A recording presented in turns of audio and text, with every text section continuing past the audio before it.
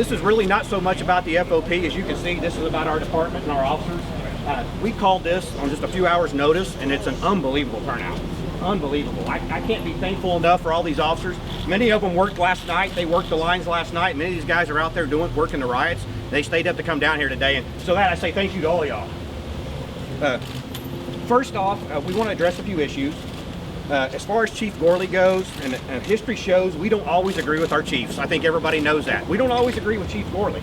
But I want to say to Chief Gourley, he has nothing to apologize for. He much less resign. He's done, him and our leadership, our command, and all of our officers have done a tremendous job during these protests that's turned riots. So we just want Chief Gourley to know you have nothing to apologize for and absolutely no need to resign.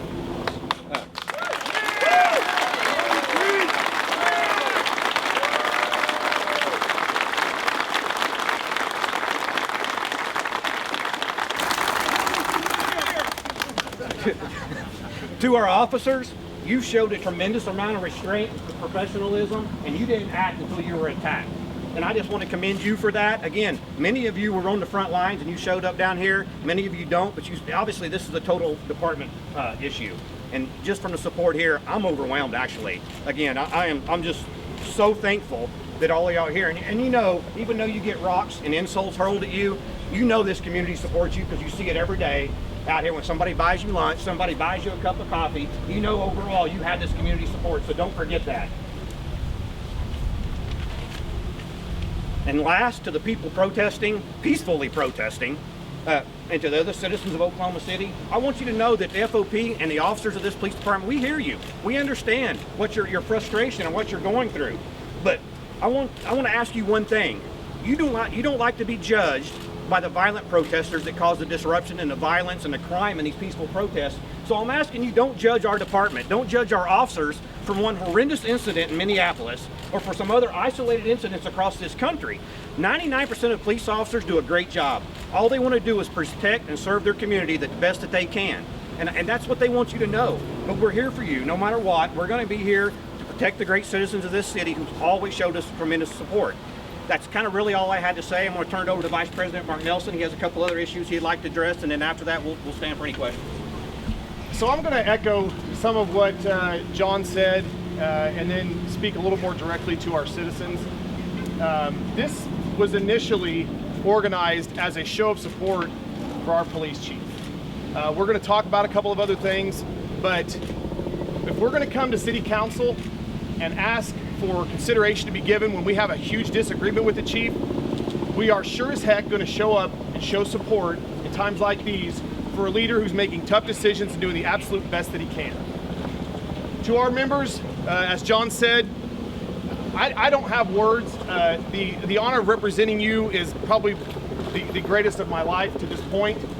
I was awakened middle of the night by phone alerts of officers being shot in St. Louis, being ran over in Buffalo, New York by vehicles, killed in Las Vegas. It's senseless. That's not to say that a horrendous act in Minneapolis wasn't also senseless. We can agree on both of those things. What my plea is, I think what the FOP and the department, the Oklahoma City Police Department's plea is to our community, to our citizens. We don't interact that way. We haven't interacted that way. And instead of being like some of the other cities, we should be an example to the entire rest of the country of how police departments interact with their communities. It doesn't mean that we don't have areas to improve upon, and it doesn't mean we're perfect. But it means we're not going to resort to violence, and I'm sorry. Destruction of property, it may not be as violent as aggravated assault or murder. It's violent. It's people's property. That isn't sending any message other than violence and unrest. We are here as the Fraternal Order of Police, and I know the department's already said this, to listen, to hear concerns, and to see how we can better serve our community. At the core of every single one of these officers who are here, and those who couldn't make it because they've been working, called in on their days off, that's what we want to do. We're not here to impose a will that's against a law or against a policy. We're here to serve our community and protect life and protect property. At the very core, that's what the very core of what we do. So again, to the citizens of Oklahoma City, we appreciate your support. The outpouring has been great. To those who have decided to protest and you feel like you have a message that needs to be heard, we are listening. We plead with you to do it peacefully. Do not put our officers in a position to react to your acts of violence. And we understand that's a very small group of people who have been partaking in that. But we will. The chief has laid that out, the rules of how that will go down, and we stand behind him, we stand behind our officers, we support them, and we support this community. Thank you all very much. I do want to add one thing that I forgot that I think is important, and I apologize. Again, I want to commend these officers. They should not be ridiculed, and they definitely shouldn't be ridiculed for some of our elected city officials that just they don't want to know the truth. They want their narrative out there. And so they really kind of owe us an apology too. And there's a couple of them, everybody knows who we're talking about, that condemned our officers' actions when they don't even know what was going on that night. Or if they did know what was going on, then they're just not telling the truth. So again, who you're talking about. Can you clarify? now we've already said that Joe Beth Hammond was one of them. Okay. So, and that's who I'm talking about mainly, yes. So that's really all I have to say on that. As far as questions, we'll take questions at this time. What Yeah. about some of the other demands as far as public records being shown, body cam being shown for cases? We're not here to talk about their list of demands, honestly. This was being organized late Saturday night, early Sunday morning. Yes, obviously we're aware of the demand to have Chief Gourley resign. We've reached out to Black Lives Matter to try to have a conversation to see where we can do. We haven't heard back yet. So we don't want to address those until we've had a chance to talk to them. We're aware of them, but we're here to support Chief Gourley and support our officers today. Can you address allegations by Black Lives Movement that police unions protect bad cops behind a so-called blue wall of silence? Only thing I'll address to that is that's not true. I mean, you can look at the record here for the officers that's been in trouble. We have a district attorney around here that's not afraid to file charges when an officer's crossed the line. So that record stands for itself. If you guys were, let's take the conviction murder for Keith Sweeney. You guys did defend him. You had statements that went out. You guys were at the courthouse. You know, you were on the side of him in that trial. So the FOP does have a responsibility, and that's why all these folks pay dues, right? I mean, they're not paying dues for you not to represent them. So can you talk I can about explain the that. difficulty in a situation where someone ultimately does get convicted of murder on the police force, and the public sees the FOP being there defending his actions? I will. You understand, these officers basically pay insurance. It's called FOP legal defense. So they have a right to be defended in court like any citizen does. So yes, we do support them in that way. Their dues pay for that legal defense. And then we have the best justice system in the world. I'm not going to talk about any specific case, but they have a right to have their defense and have their story heard in court like any other citizen does. Can you talk about what the current, implicit bias training or racial justice training, I don't know what the proper term would be, but what current trainings exist for the officers who are here, and then what do you think could there be any improvements in that? Because, I know you don't want to talk about specific cases, but Sergeant Sweeney had a clothing line, right, that said stay fit, stay dangerous, and it had a lot of other clothing that he sold around. I don't know if anybody bought any of it. I didn't, but he had, that clothing line that had some language that I think made people uncomfortable. And so is there any effort that officers go through to understand when maybe something like that gives the wrong message to the public? Right. I won't go, I can't tell you all of our training. It's really the department would be better said to tell you what training we go through, because I don't want to miss anything. I can tell you we go through a lot of de-escalation training, a lot of implicit bias training. So we do that, most of us on a yearly basis. But again, that's probably a better comment for the department to see what they provide. And can we do better? We can always do better. Nobody's ever going to say we can't do better. I think everybody would admit we can always do better. Nobody's perfect. Thank you. Anything else? Just what are your hopes moving forward the rest of this week? Well, what I would like to see is peaceful protest. Everybody has a right to do that, but it needs to stay peaceful. We've seen, some trends across the country, and some people made the claim here that, peaceful protesters have been met with some aggression against police officers. Reactive force. And many of your news stations reported that the police held the line until bottles and rocks and things were thrown at them.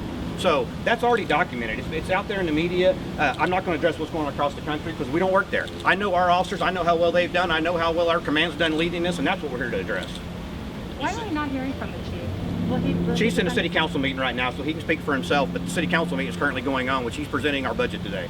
Sorry, sir. You said that certain city council members didn't know what was happening this weekend. Can you talk a little bit more about what you guys were seeing that led to? Yeah, some of these guys were seeing bottles and rocks thrown at them. That's what we were seeing. Well, and it goes to what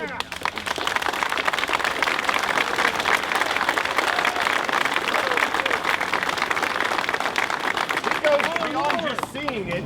They were hit with bottles and rocks.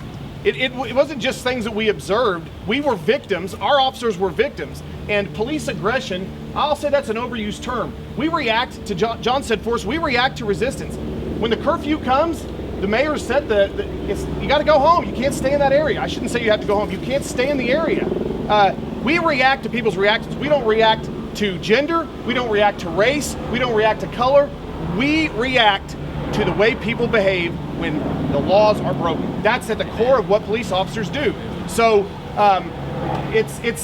it would be disingenuous for a city councilor or a city leader to blame these officers for escalating the events of Saturday night. And I probably have some stronger words for what that is, but I'll leave it at that. So,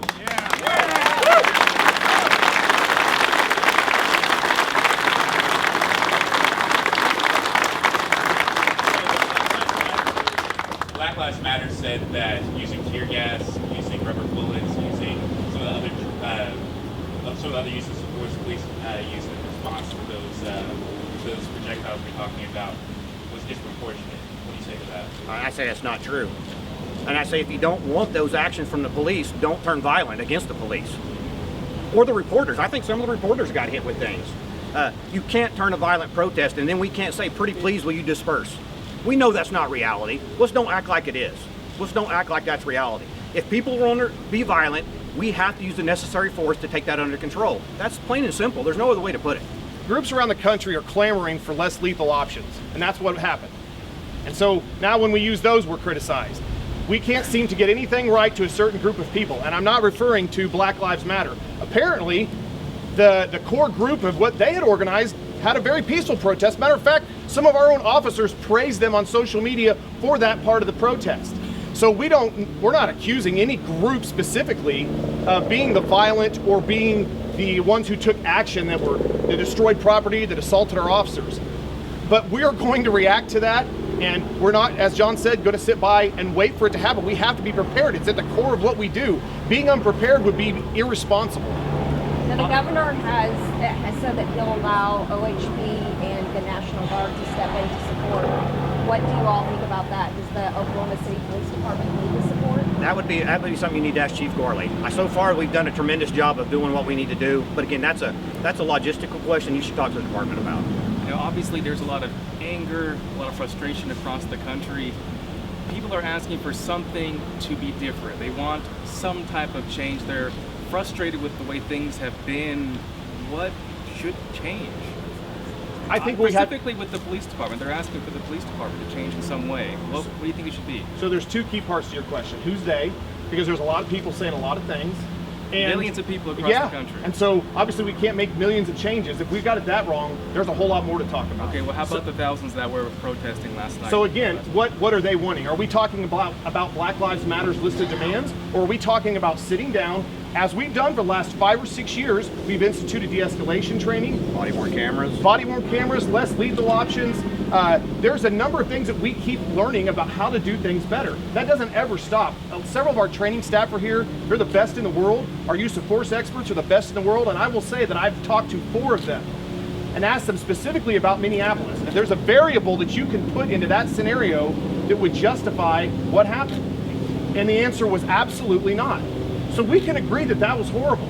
We can agree that it shouldn't have happened, and we can mourn for the death of someone that shouldn't have died. But that's not how we do it here in Oklahoma City. So if we want to focus on Oklahoma City and how to improve, let's do that. But looting and rioting and assaulting people for something that happened hundreds of miles away that isn't, I would say, an issue here, it's not going to bring about change that people want. So let's just be real. Let's sit down. As I've mentioned, we've offered to do that. We'll find out where we can find some common ground and go from there. Just you mentioned body cam.